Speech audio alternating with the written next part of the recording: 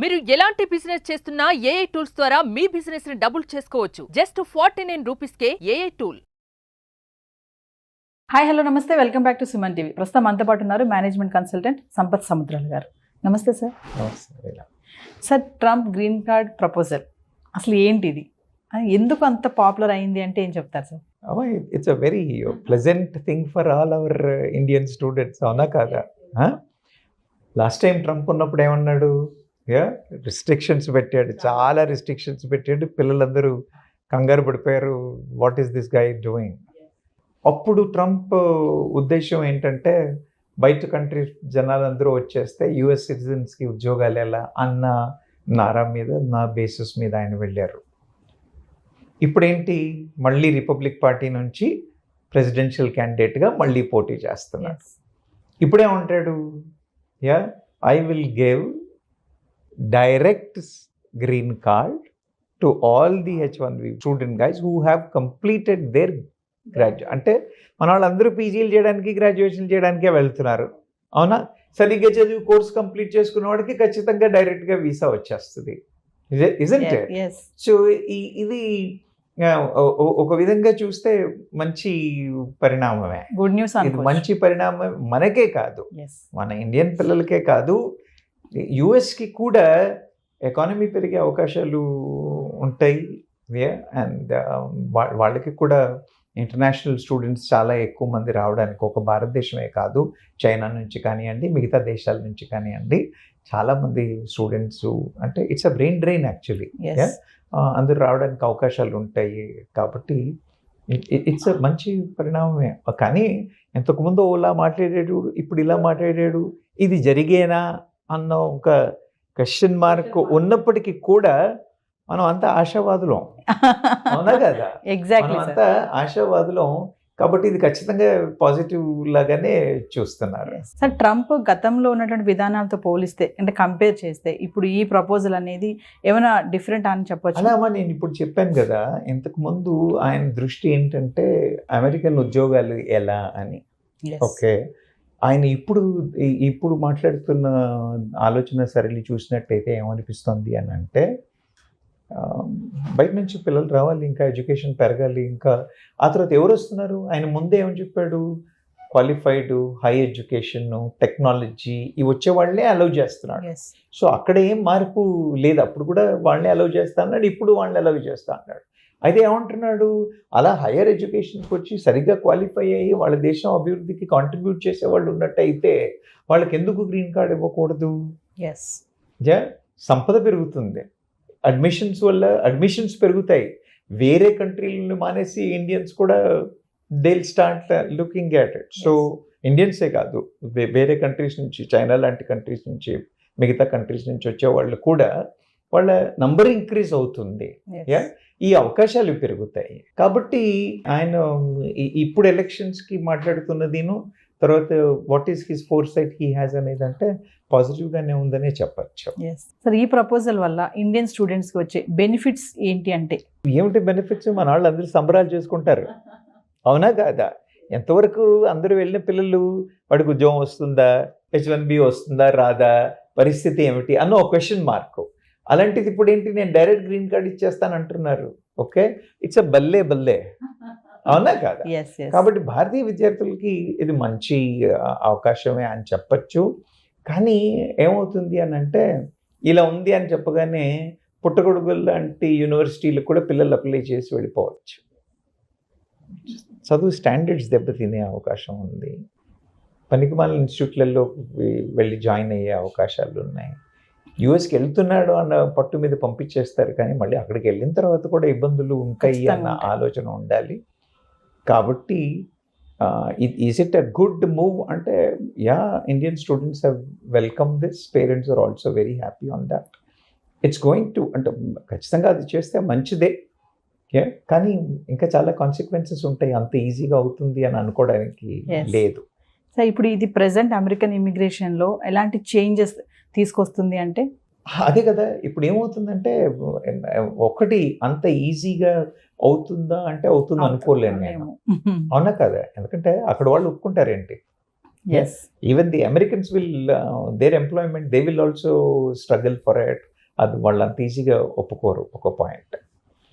Immigration పెరుగుతుందంటే ఖచ్చితంగా పెరుగుతుంది. ఇప్పుడు మన కెనడా వెళ్ళేవాడు కూడా he will divert towards US, Australia, New Zealand, కెనడాకు వెళ్దాం అనుకున్న వాళ్ళందరూ కూడా ఒక విధంగా యూఎస్కి వెళ్దామని అనుకునే తర్వాత అవకాశాలు లేక they explored and looked in to some positive aspects in these universities and going, అవునా కదా? ఆ లెక్కను చూసినట్టయితే ఐఎమ్ షూర్ ఇమిగ్రేషన్ ఖచ్చితంగా పెరుగుతుంది. And a lot of Indians would like to move, and there will be a serious what you call hike in the immigration. Yes. Sir, ఈ ప్రపోజల్కి ఆపోజిట్గా ఎవరైనా మాట్లాడతారా అంటే? ఎందుకు మాట్లాడరు? అవునా కదా? ఎందుకంటే ఇప్పుడు ఈ మైగ్రెంట్స్ని రావద్దు అని రిస్ట్రిక్ట్ చేస్తున్న అమెరికన్స్ చాలా మంది ఉన్నారు, అవునా కదా? అసలు లాస్ట్ టైం ట్రంప్ అలా మాట్లాడడానికి కారణం కూడా వాళ్ళే, అవునా కదా? వాళ్ళు ఎలా ఒప్పుకుంటారు? కాబట్టి అపోజ్ చేస్తారా అంటే ఖచ్చితంగా అపోజ్ చేసే వాళ్ళు కూడా ఉన్నారు. Youth, American youth, their local American youth also will oppose because వాళ్ళ ఎంప్లాయ్మెంట్ ఆపర్చునిటీస్ అవుతాయి. ఇది కాకుండా గవర్నమెంట్ పాలసీల్లో కూడా వాళ్ళ దగ్గర ఉన్న గవర్నమెంట్ పాలసీలు కూడా అంత ఈజీగా యాక్సెప్ట్ చేసేదిగా ఉండదు కదా. కాబట్టి ఈ పాలసీలు ఇచ్చేసే వాళ్ళు కూడా maybe they will oppose or they may put some hurdles in making this possible. కాబట్టి ఇళ్ళలకు కానీ పండగ అని అనకూడదు కదా, అలా ఇప్పుడే అంత ఏదో జరిగిపోయింది అని అనడానికి లేదు. Okay, it's a positive note. Restrictions అవ్వడం వల్ల అవుతుందా అని అంటే, ఎంత రిస్ట్రిక్షన్స్ ఉన్నప్పుడు కూడా మేబీ కొంత వేరియంట్స్తో వస్తుందేమో. ట్రంప్ అధికారంలోకి వస్తే జరగచ్చు, కానీ ట్రంప్ కూడా ఎంతవరకు మాట మీద నిలబడతాడు, అవునా కదా? బిగ్ క్వశ్చన్, అవునా కదా? ఇప్పుడు చెప్పడం అయితే చెప్తున్నాడు, కానీ ట్రంప్ కూడా ఎంతవరకు మాట మీద నిలబడతాడు అనే క్వశ్చన్ మార్క్. కట్ ఆపోజిట్ చేసేవాళ్ళు ఉన్నారంటే ఖచ్చితంగా ఉన్నారమ్మా. It is being opposed.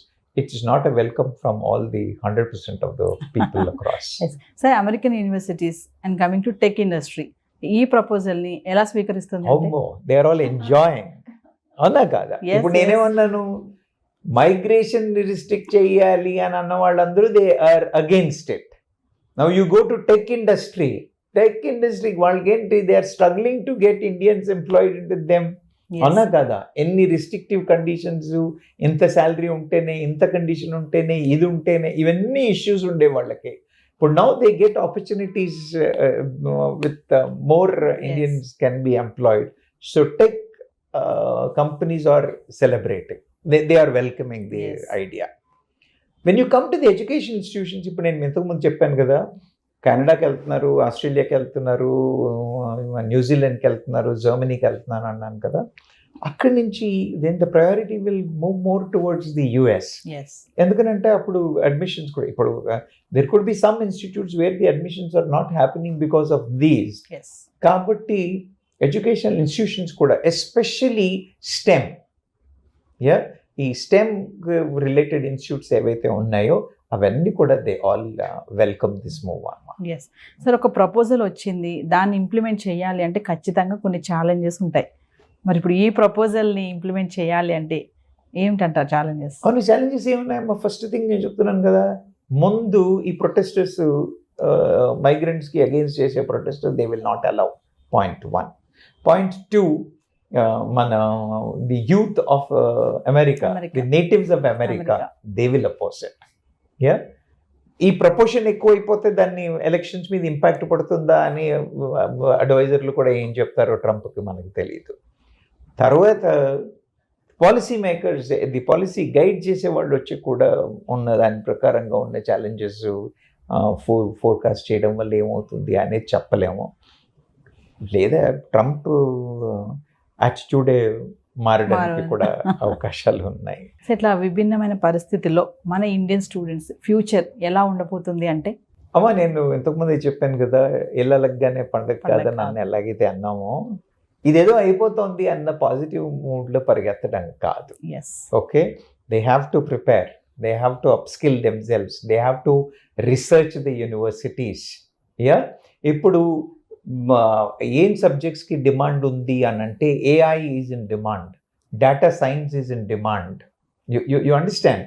అలా టాప్లో ఉన్న సబ్జెక్ట్స్ ని అడాప్ట్ చేసుకుని వాటిలో స్కిల్ సెట్స్ పెంచుకొని వాటిలో కేపబిలిటీ చేసుకున్నట్టయితే ఖచ్చితంగా వీళ్ళకి మంచి అవకాశాలు ఉండే పరిస్థితులు కనిపిస్తున్నాయి.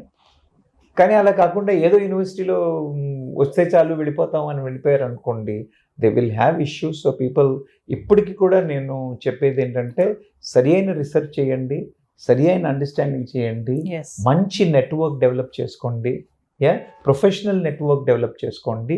ఇలా ప్రొఫెషనల్ నెట్వర్క్ డెవలప్ చేసుకోవడం వల్ల కూడా you will have a latest information what is happening అని ఒక గైడెన్స్ దొరుకుతుంది. దానివల్ల సరి అయిన కెరియర్ బిల్డ్ చేసుకోవడానికి అవకాశాలు ఉంటాయి.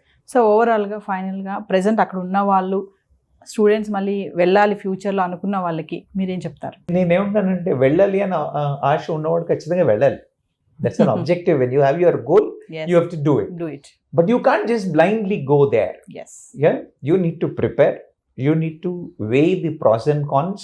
Yes. You need to ఇంతకుముందు నేను మీకు చెప్పున్నాను ఒకసారి, యా, వాళ్ళ టికెట్ దగ్గర పెట్టుకునే ఉండాలి అని. యా, సో మెంటలీ అయితే ఏంటంటే ఇప్పుడు నేను డైరెక్ట్ గ్రీన్ కార్డ్ ఇస్తానందుకు కొంత సొలేస్, Yes. కానీ ఆ పాలసీ వచ్చే వరకు, ఆ రూల్ వచ్చే వరకు మనం లేదు అని నమ్మి మన కేపబిలిటీస్ మీద, మన అడాప్టబిలిటీ మీద Yes. డిపెండ్ అయ్యి ఉండి వాతావరణానికి సరిగా మనం మలుచుకోగలుగుతాము, సస్టైన్ చేయగలుగుతాము అన్న దానికి రెడీ అయి వెళితే మాత్రమే మంచిది అని నా నమ్మకం. Thank you, sir. Thank you అమ్మా.